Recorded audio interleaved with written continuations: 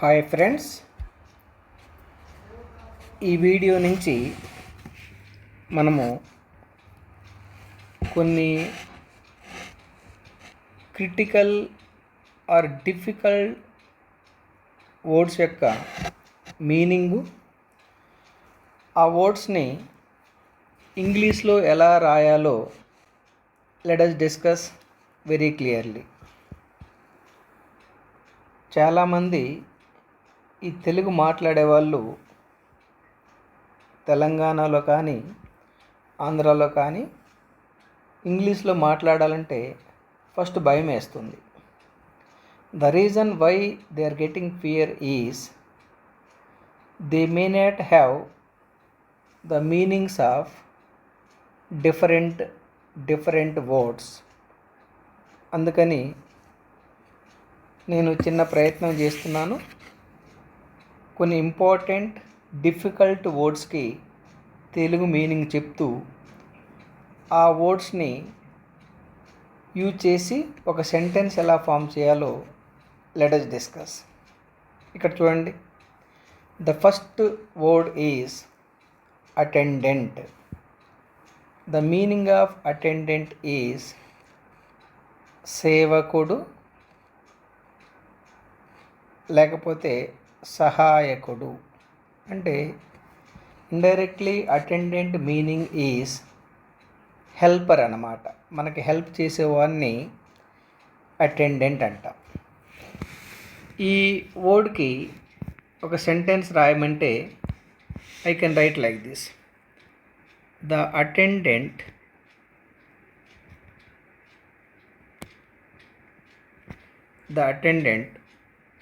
showed us to our seats. చూడండి, meaning చూడండి. Attendant అంటే సేవకుడు కదా, అంటే హెల్పర్ కదా. The attendant showed us to our seats. మనం సినిమా థియేటర్కి వెళ్ళామనుకోండి, అక్కడ అటెండెంట్ అనేవాడు మనకి సీట్స్ చూపిస్తాడు. అదే నేను స్టేట్మెంట్ కింద రాశాను చూడండి. The attendant showed us to our seats. ఒకసారి సినిమా స్టార్ట్ అయిన తర్వాత లైటింగ్ మొత్తం ఆఫ్ వేస్తారు కాబట్టి అక్కడ మనకి ఒక హెల్పర్ అనేది సీట్స్ చూపిస్తూ ఉంటాడు అన్నమాట. అప్పుడు you can use this word attendant. Similarly, take the second one, prosperity. The meaning of prosperity is శ్రేయస్సు లేకపోతే క్షేమం. మనం జనరల్గా న్యూ ఇయర్ విషెస్లో ఈ ప్రాస్పెరిటీ అనేది ఫ్రీక్వెంట్గా యూజ్ చేస్తూ ఉంటాం. ఎలా అంటే the sentence you can write like this: wish you 1 minute.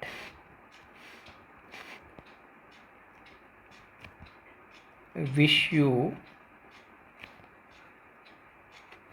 happy and prosperous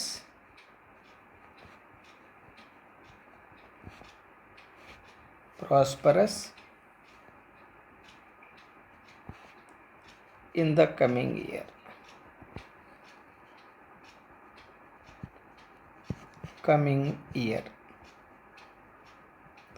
Wish you happy and prosperous in the coming year.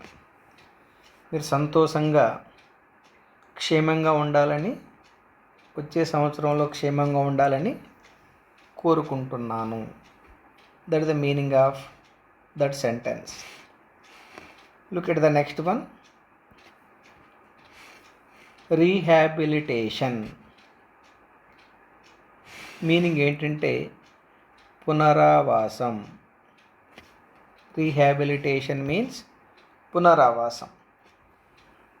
ఈ జనరల్గా రీహాబిలిటేషన్ అనేది ఏదైనా వరదలు వచ్చినప్పుడు కానీ, లేకపోతే ఏదైనా డ్యామ్ కన్స్ట్రక్షన్ చేసేటప్పుడు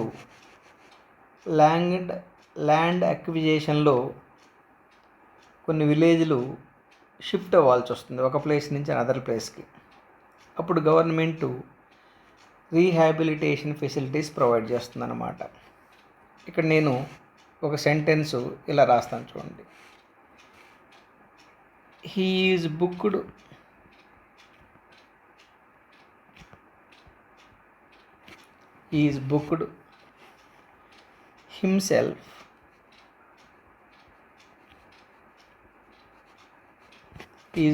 himself into a rehabilitation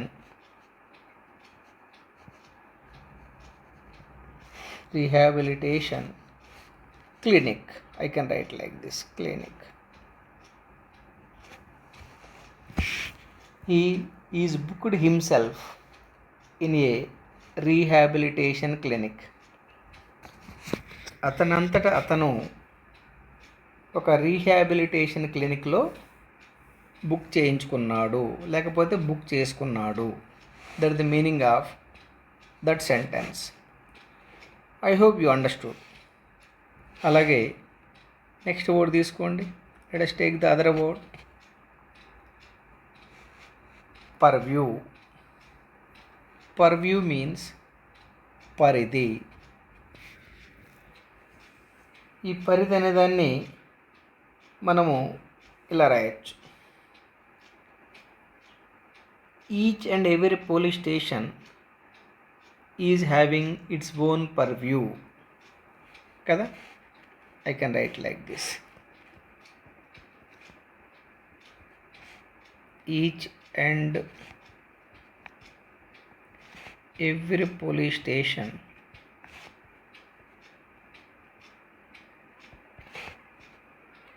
has its own purview.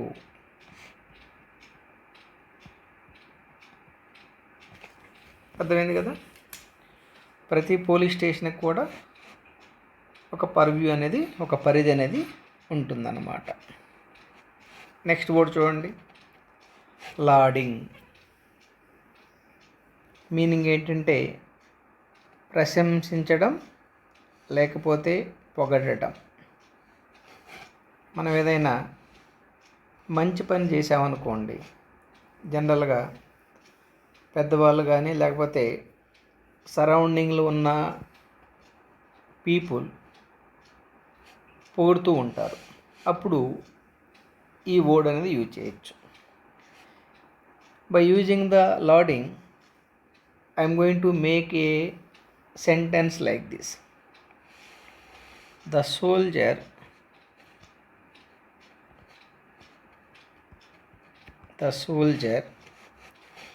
was lauding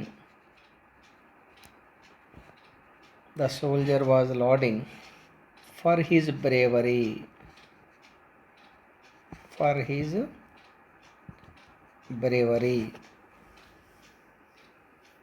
soldier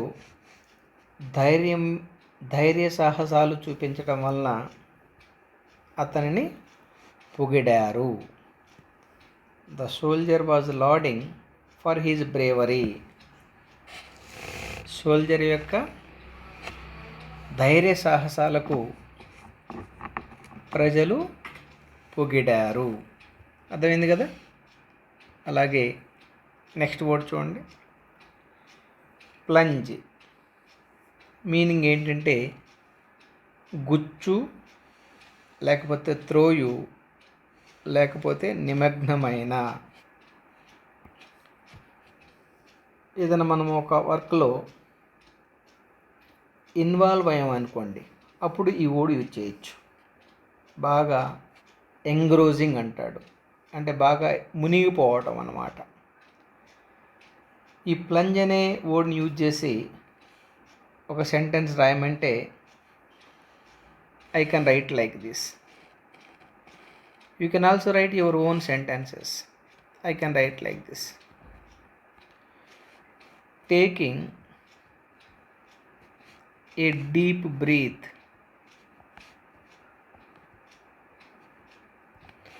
Taking a breath deep she plunged in.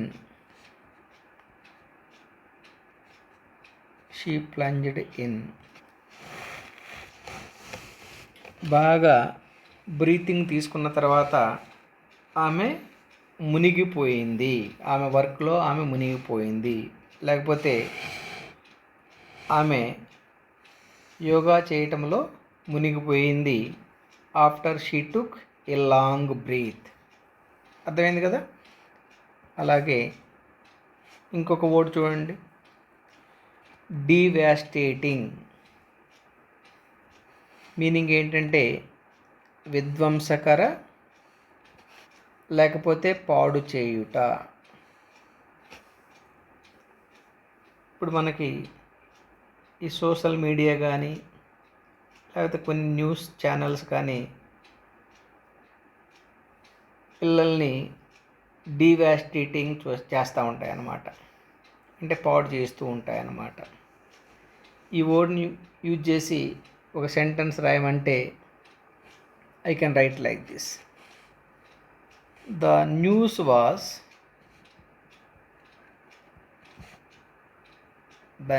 was devastating.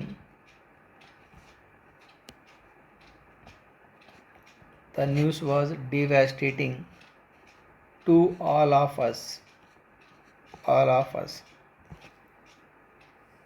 ఏదైనా ఒక బ్యాడ్ న్యూస్ టెలికాస్ట్ చేసాయనుకోండి టీవీలు, ఆ న్యూస్ వల్ల చాలామంది చెడిపోతుంటారనమాట. అప్పుడు ఈ వర్డ్ యూజ్ చేస్తాం. The news was devastating to all of us. అర్థమైంది కదా. అలాగే ఇంకొక వర్డ్ చూడండి, కంజెషన్, రద్దీ. మనం ట్రాఫిక్ల దగ్గర కానీ లేకపోతే సినిమా థియేటర్ దగ్గర కానీ రైల్వే స్టేషన్ దగ్గర కానీ ఎయిర్పోర్ట్ దగ్గర కానీ ఈ వర్డ్ ఫ్రీక్వెంట్గా యూజ్ చేస్తుంటాం. కంజెషన్ అంటే రద్దీ. ఈ పార్కింగ్ ప్లేసెస్లో జనరల్గా సిటీస్లో లైక్ హైదరాబాద్ సిటీలో ఎక్కువ కంజెస్టెడ్గా ఉంటుందన్నమాట. అప్పుడు ఒక వర్డ్ అనేది ఇక్కడ రాయొచ్చు, parking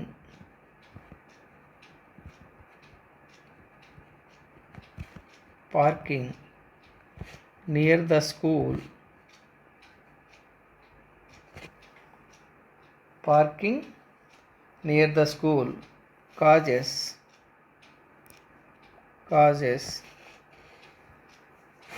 severe traffic congestion.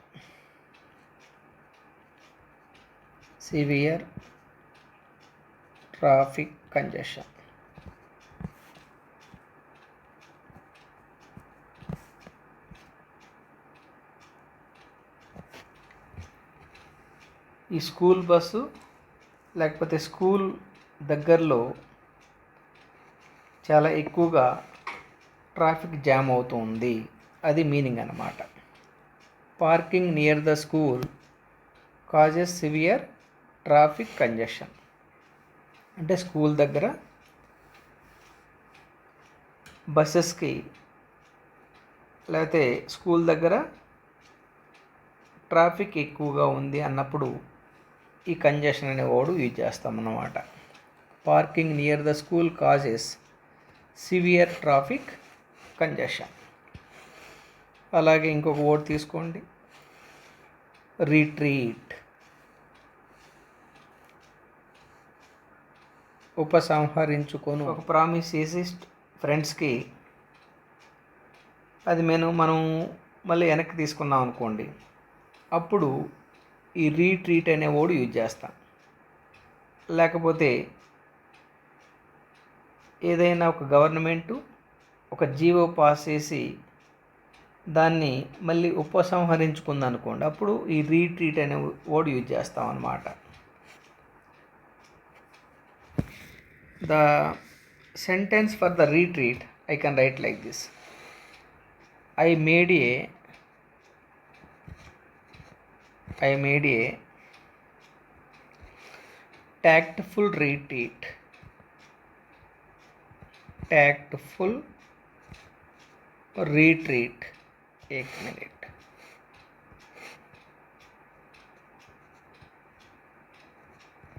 I made a tactful retreat before they started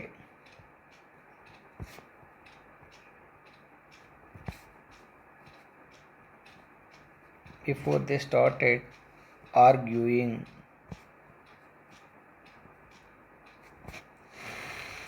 వాళ్ళు ఆర్గ్యూ చేయకముందే నేను చాలా తెలివిగా తప్పుకున్నాను.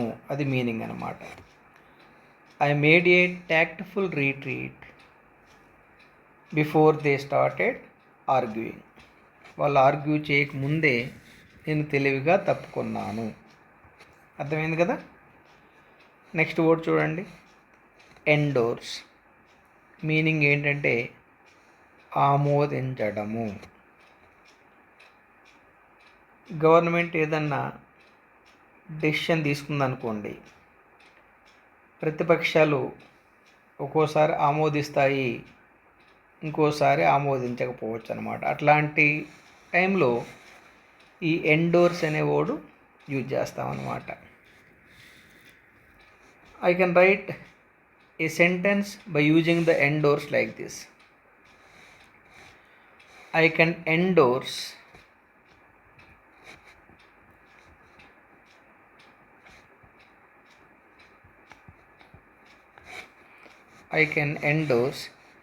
their opinion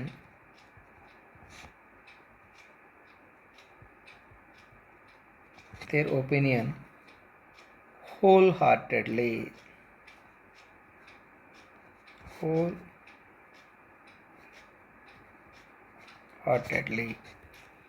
నేను వాళ్ళ నిర్ణయాన్ని మనస్ఫూర్తిగా ఆమోదిస్తున్నాను.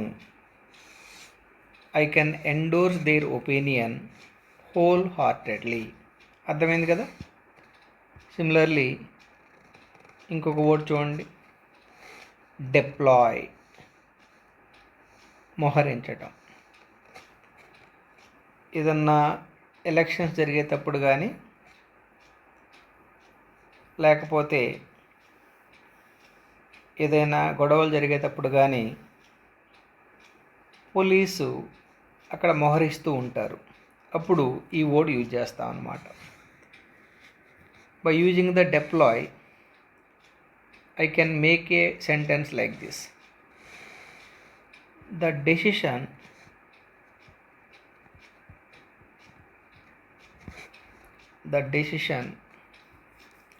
has been made. మీరు మీ ఓన్ సెంటెన్స్ ఫామ్ చేసుకోవచ్చు. I can write like this. The decision has been made to deploy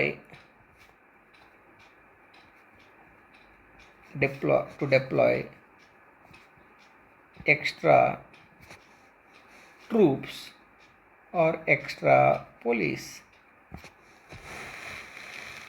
The decision has been made to deploy extra troops or extra police. Similarly, let us take the one more word, winked. కన్నుగొట్టుట లేకపోతే రెప్ప వేయుట. మన సినిమాలు చూస్తుంటాం కదా, hero హీరోయిన్ని కన్నుగొడుతుంది, లేకపోతే heroine హీరోని కన్నుగొడుతుంది. అలాగే కాలేజీ స్టూడెంటు వాళ్ళ క్లాస్మేట్ని కన్నుగొట్టవచ్చు. అట్లాంటప్పుడు ఈ వింక్డ్ అనే వర్డ్ యూజ్ చేస్తాం అన్నమాట. I can make a sentence like this. He winked at me. He simple word. He winked at me అంటే అతను నాకు కన్నుగొట్టాడు. అది మీనింగ్ అన్నమాట. నెక్స్ట్ వర్డ్ చూడండి, crawl.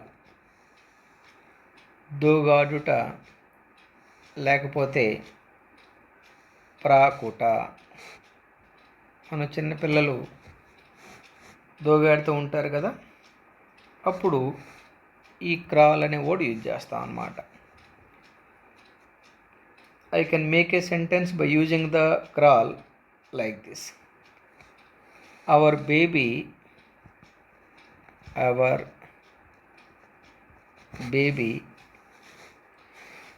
is just started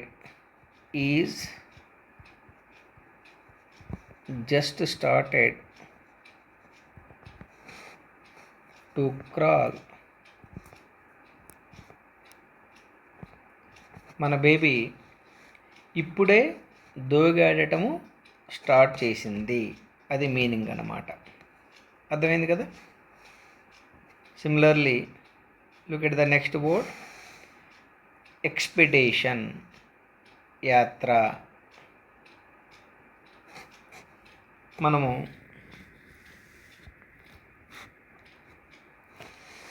pilgrimage అంటాం, అంటే దైవ దర్శనానికి యాత్రలు చేస్తూ ఉంటాము.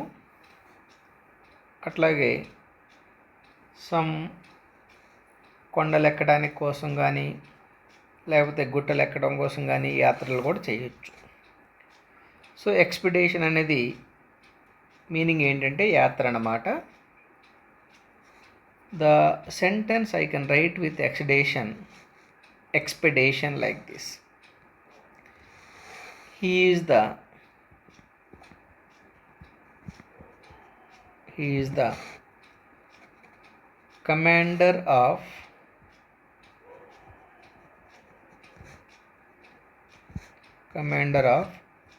an expedition.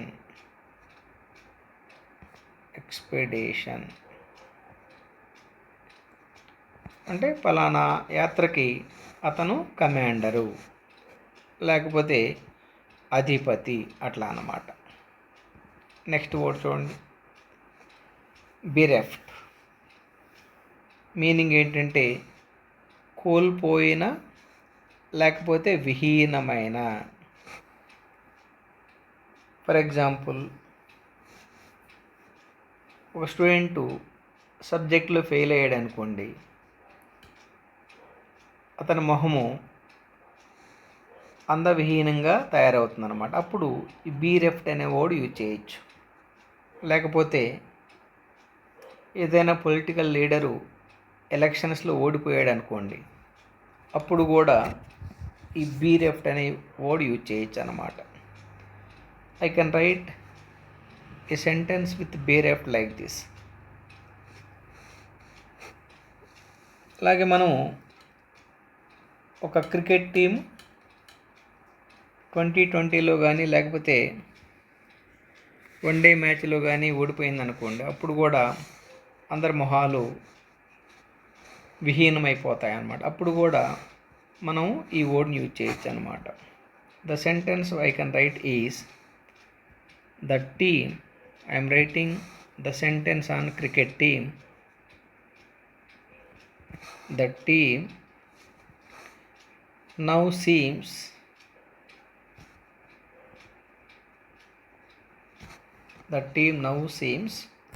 bereft of inspiration.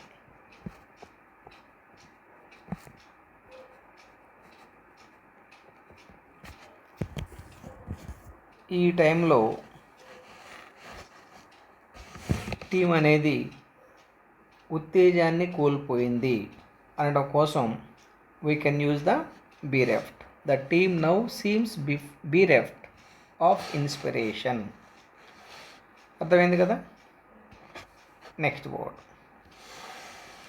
ఎలుసిడేట్, వివరించు, లేకపోతే వర్ణించు. ఈ ఎలుసిడేట్ అనే వర్డ్ మనం జనరల్గా డిస్కషన్ కోసం యూజ్ చేస్తాం అన్నమాట. లేకపోతే ఏదైనా క్లాసు చాలా బాగా నచ్చిందనుకోండి, అప్పుడు మీరేం రాయొచ్చు అంటే, the teacher explain the topic extraordinarily అలా రాయొచ్చు. సో ఎలుసిడేట్ మీద మీరు నన్ను సెంటెన్స్ రాయమన్నారనుకోండి, నేను ఇట్లా రాస్తాను. Please ఎలుసిడేట్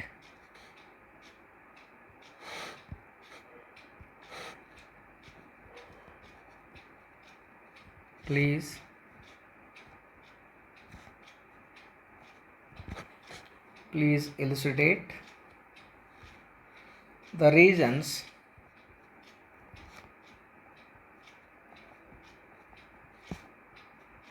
for your decision.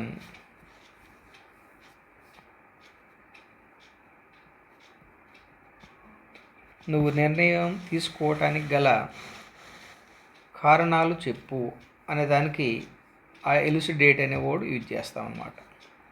Please elucidate the reasons for your decision.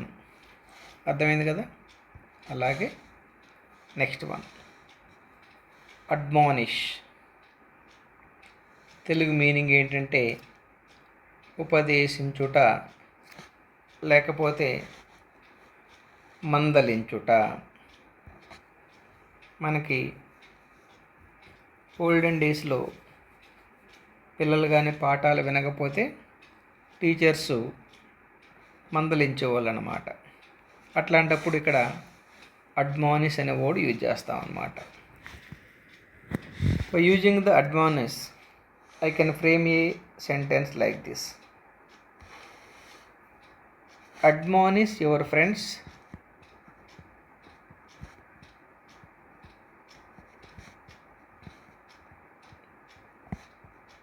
you can form your own sentences. Don't think that only one sentence is available for this particular word. Admonish your friends privately,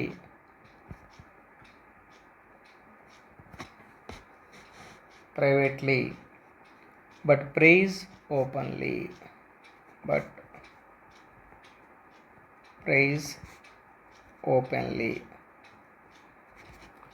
ఏదైనా మందలించాలంటే లేకపోతే కోప్పడాలంటే ఫ్రెండ్ని ఒక్కడు ఉన్నప్పుడు కోప్పడు, అదే పొగడాలంటే కనుక అందరిలో పొగుడు. That is the meaning of that sentence. Admonish your friends privately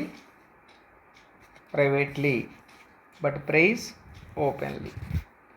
పొగడాలంటే అందరిలో పొగుడు, లేకపోతే ఏదైనా నీతి వాక్యాలు చెప్పాలంటే ఒక్కడున్నప్పుడు మాత్రమే చెప్పు. అది మీనింగ్ అన్నమాట. నెక్స్ట్ చూడండి, సకంబ్, లొంగిపోవు. నక్సలైట్లు ఉన్నాయనుకోండి, వాళ్ళు జనరల్గా లొంగిపోతూ ఉంటారు కదా పోలీసుల దగ్గర. అప్పుడు మనం ఈ వర్డ్ యూజ్ చేస్తాం అన్నమాట. I can write a sentence by using the succumb like this. Don't succumb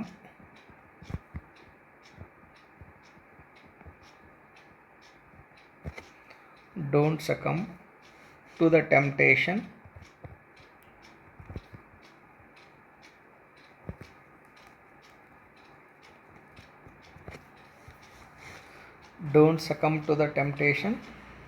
to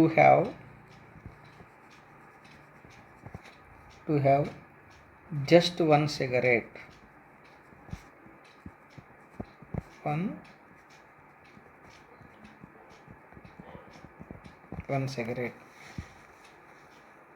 ఒక సిగరెట్ తాగటం కోసం నీ అంతటి నువ్వు లొంగిపోవద్దు. దట్ ఇస్ ద మీనింగ్ అన్నమాట. Don't succumb to the temptation to have just one cigarette. Cigarette తాగటం కోసం టెంప్ట్ అవ్వద్దు, అదనమాట మీనింగ్. నెక్స్ట్ చూడండి, జ్యూరిస్డిక్షన్. జనరల్గా ఈ వర్డ్ మనము కోర్టులకు సంబంధించిందిగా భావిస్తుంటాం అన్నమాట. I can write a sentence by using the jurisdiction, that is adhikara paridhi, right, like this. This case comes under the jurisdiction of the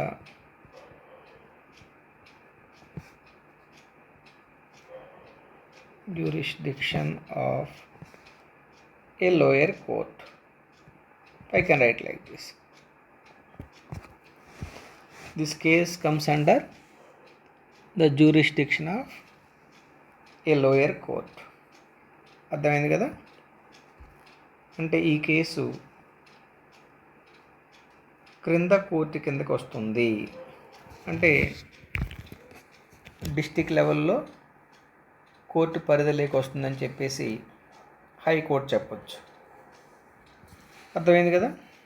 తర్వాత ఫ్యూరీ అంటే చాలా కోపంగా ఉన్నాం అనుకోండి, అప్పుడు మనము ఈ వర్డ్ని యూజ్ చేస్తాం అన్నమాట. ఫ్యూరీ అంటే కోపము, లేకపోతే అతి కోపం అన్నమాట.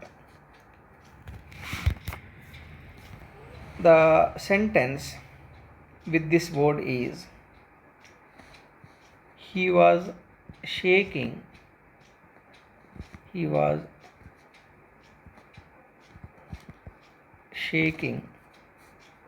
with fury.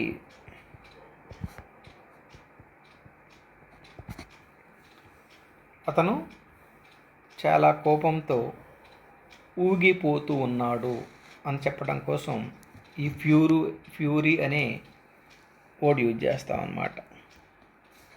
గ్రాటిఫికేషన్ అంటే సంతృప్తి. జనరల్గా మనకి రిజల్ట్స్ ఎక్స్పెక్ట్ చేసిన లెవెల్లో వచ్చాయనుకోండి, అప్పుడు ఈ వర్డ్ యూజ్ చేస్తాం, గ్రాటిఫికేషన్.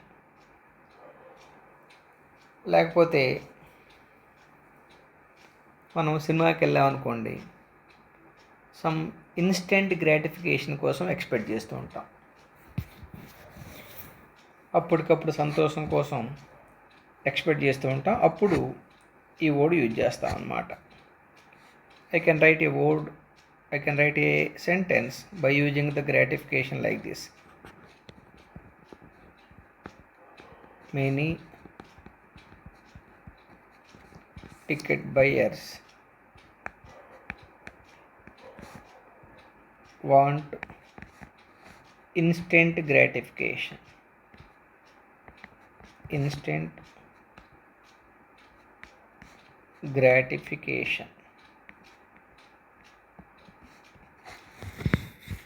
చాలామంది టికెట్ తీసుకున్న తర్వాత అప్పటికప్పుడే థియేటర్లోనే చాలా సంతోషంగా ఫీల్ అవ్వాలని అనుకుంటారు.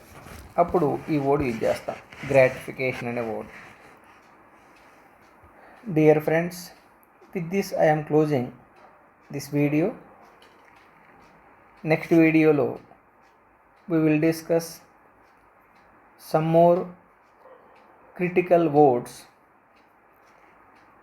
and their meaning and how to write the sentence by using the words. Like this, I'll try to explain around 2000 words with meanings and the sentences.